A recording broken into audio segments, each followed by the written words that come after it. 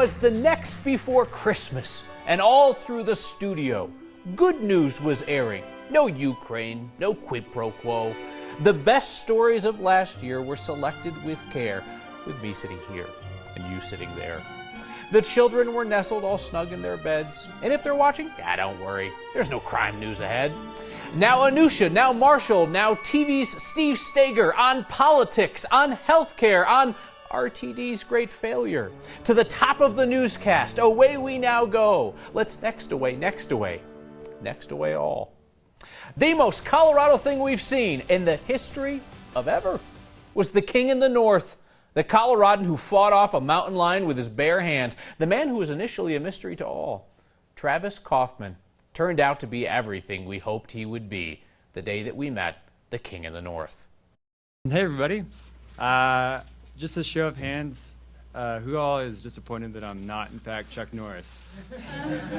Chuck would have come out without a scratch. Travis Kaufman earned his 15 minutes of fame with the longest minutes of his life. There was a certain point where I kind of just imagined being stuck on this hillside and eventually just having a cat gnaw at me, which is a creepy way to go. He wrestled a mountain lion in a match where wildlife experts say only one of them was going to come out alive.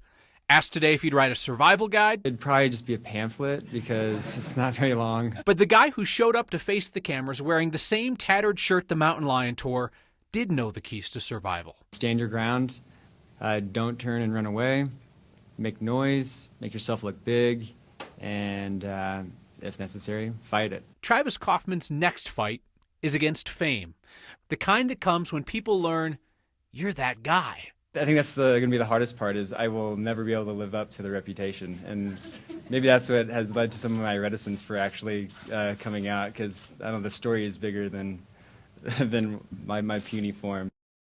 You know, I think of him often, and I wonder about one thing, whether he has had to pay for a beer since that day. We talked about this, you remember, on this little spin-around camera shot that the next team calls Cat Cam.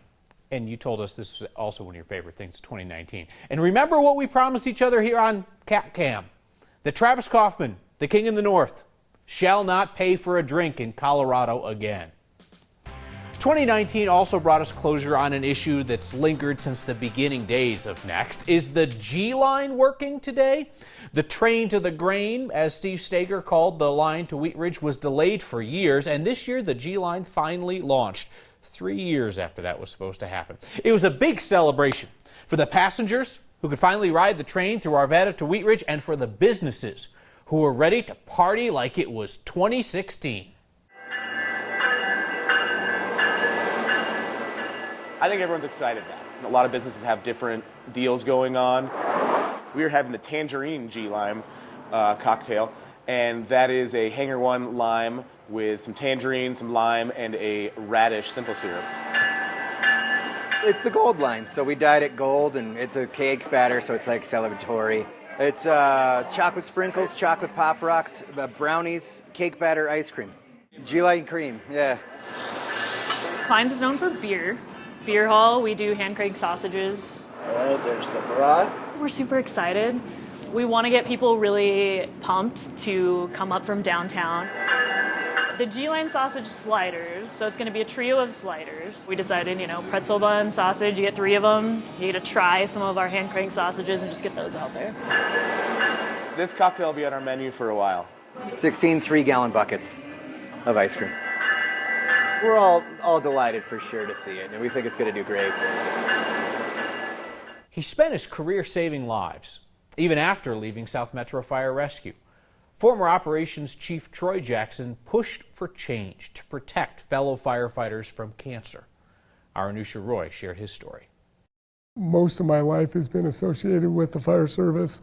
We didn't get to pick the plan, and we're just kind of along for the ride. So, my name is Troy Jackson, and I'm the former Ops Chief of South Metro Fire Rescue. Last time we talked, I was going through a bunch of clinical trials trying to find something that could help not only myself but other cancer patients. Since then, my cancers just really became angry, and we've kind of ran out of treatment options. I think people are really embracing the culture shift of You know, you can still be a macho firefighter and have clean gear. And it's evolving fairly quickly with the way apparatus are designed, the way stations are designed. It means a lot that we're starting to see that shift, and ultimately we won't know, and I may never get to see the impact that it has on the fire service in South Metro. The amount of exposure I had and the type of cancer that I have, it's almost always caused by environmental factors. I've had 6 years to really spend quality time with our family, and I think about my kids a lot, watching them grow. Super proud of them.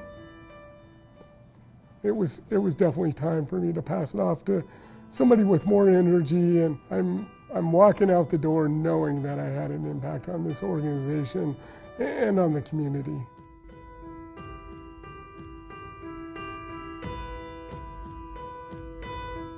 So we promised to be straight with you on this program, and our Jordan Chavez opened up about his own mental health, and the immense kindness that you showed him in return prompted him to share the story of a sign.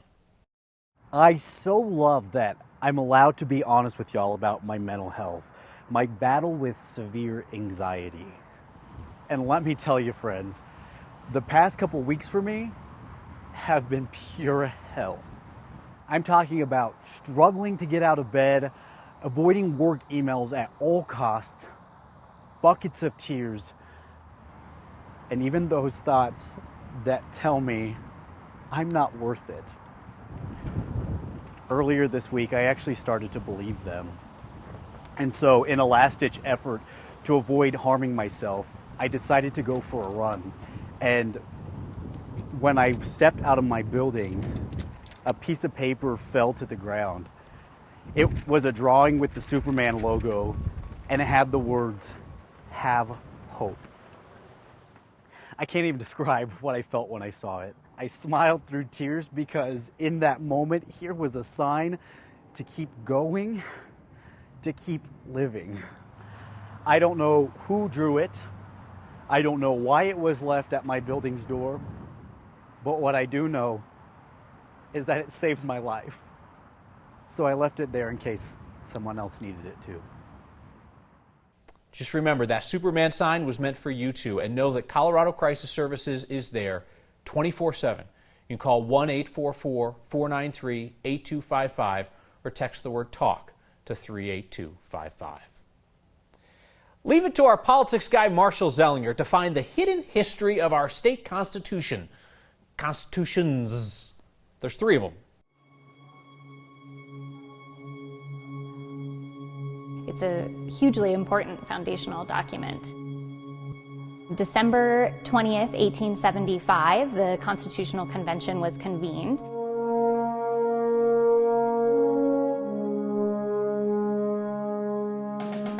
This was the actual document that was signed at the Constitutional Convention.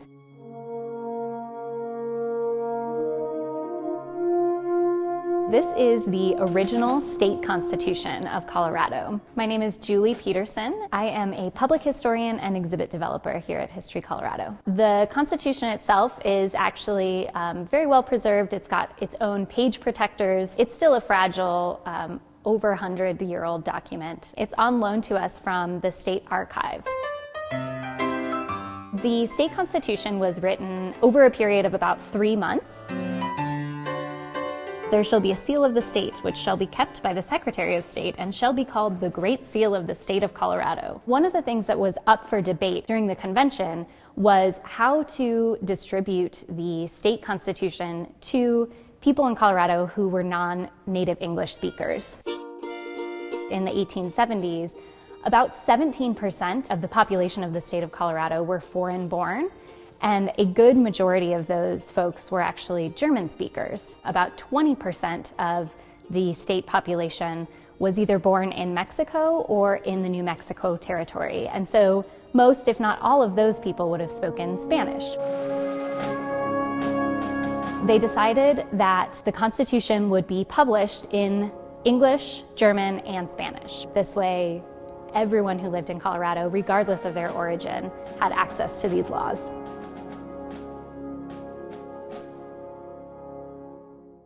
The German and the Spanish versions of Colorado's Constitution are on display at El Pueblo History Museum in Pueblo. The English version will be at History Colorado for the next few years, unless a bill passes to move it to the state capitol.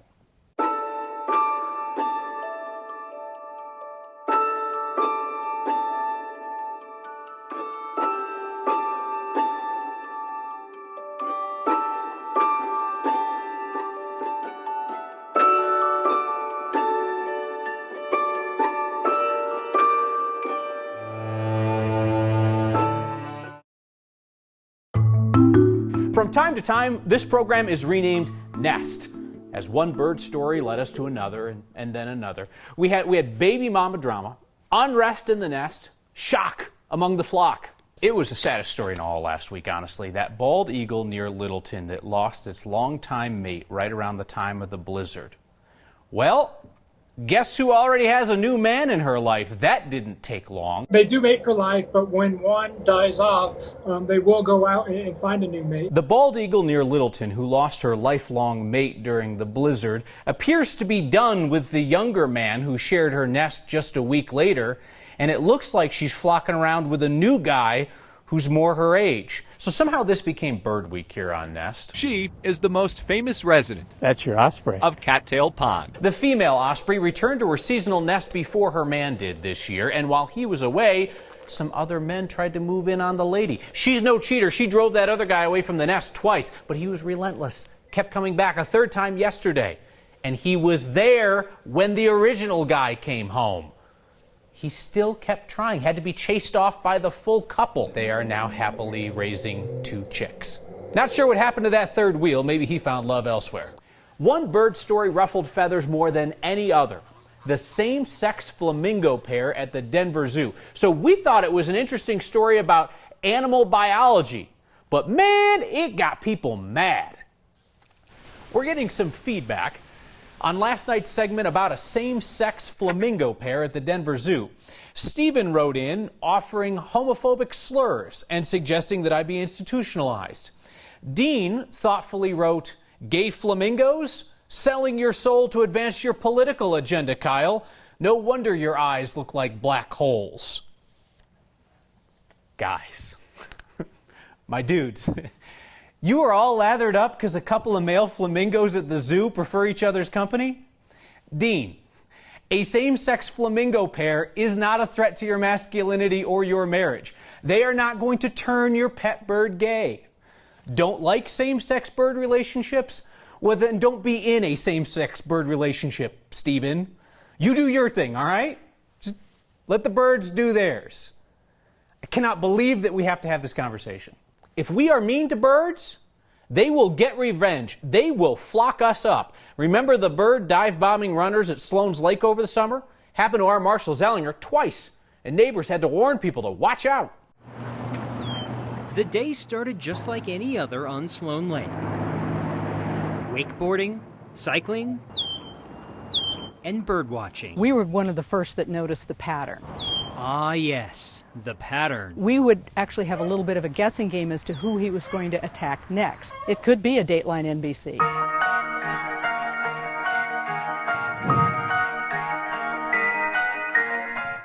I got dive-bombed by a red-winged blackbird. Melanie Lewis never even saw her attacker coming. It seems like this time of year in the early summer, they like to protect their nests, which are over here, so they like to kind of buzz you.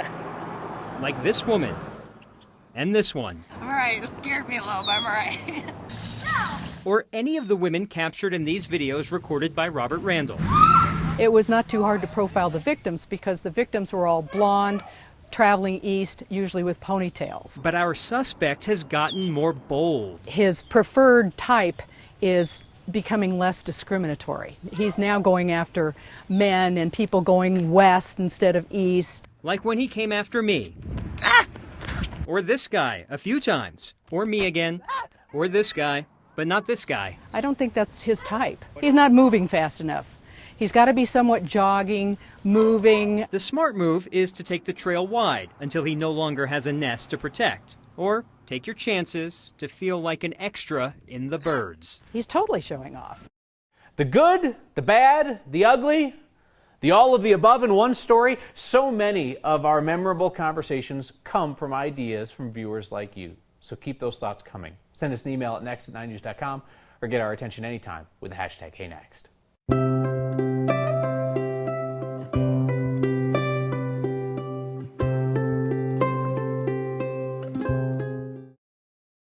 Welcome back to The Next Before Christmas. A research team from CU Boulder is out exploring the Arctic, living day to day right there on the ice. Meteorologist Corey Reppenhagen talked to the man in charge.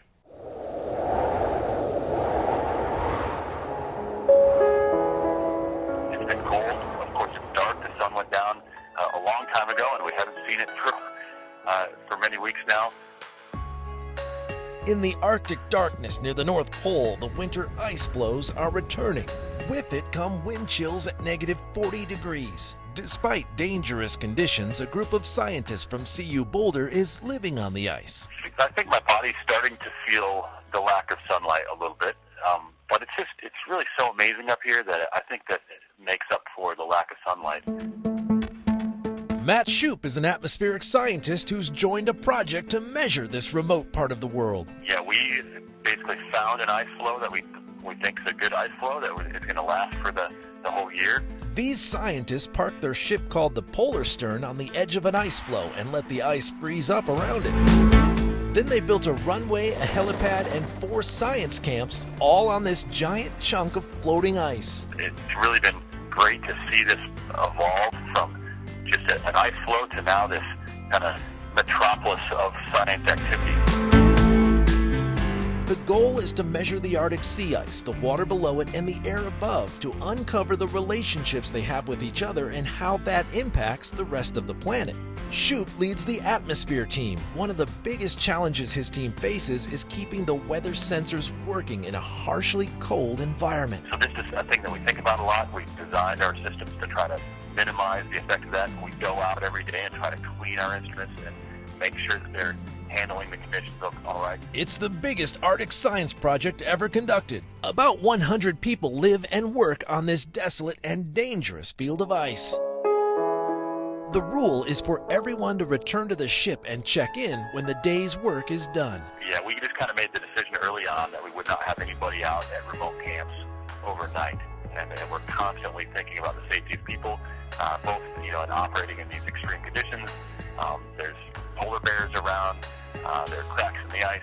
The nights will get even darker over the next few months and the days 10 to 20 degrees colder. But the research will press on until the summer sun melts this science city back into the Arctic Ocean. Meteorologist Corey Reppenhagen for Next. Those CU Boulder researchers are living on the ice in shifts. Matt's returned home, and 3 new scientists from Boulder arrived in the Arctic this month. Now, speaking of meteorologist Corey Reppenhagen, you know that guy is he's like a human weather station, using himself and whatever he's wearing to gauge the elements. Like in this year's bomb cyclone, when he became the scarf guy. Meteorologist Corey Reppenhagen has been out in it today. Oh, yeah. The scarf is not at a full flutter behind him. Horizontal. You know, as I stand out here in this wind,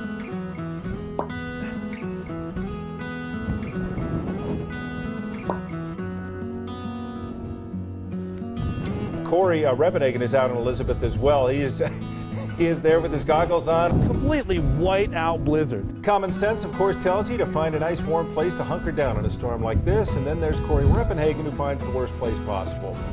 I gotta go pay for our gas.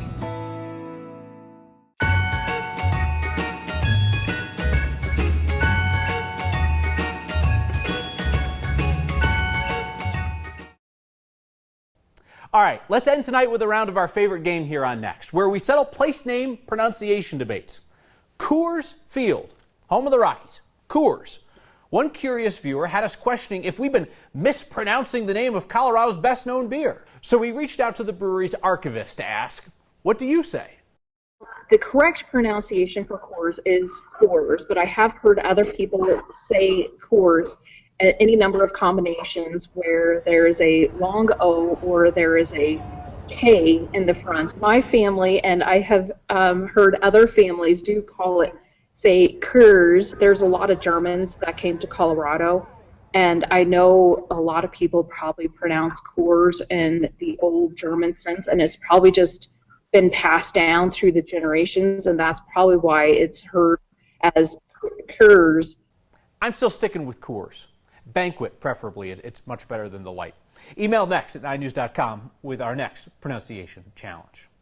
So thanks for spending a little bit of your Christmas Eve with us. Hope that we make the gift wrapping go a little bit easier, because goodness knows those 2 glasses of wine you had along the way probably didn't help. But if there's anything left in that glass, raise it. Cheers to the stories that we shared together in 2019 and to many more in the year ahead. Merry Christmas. We'll see you next time.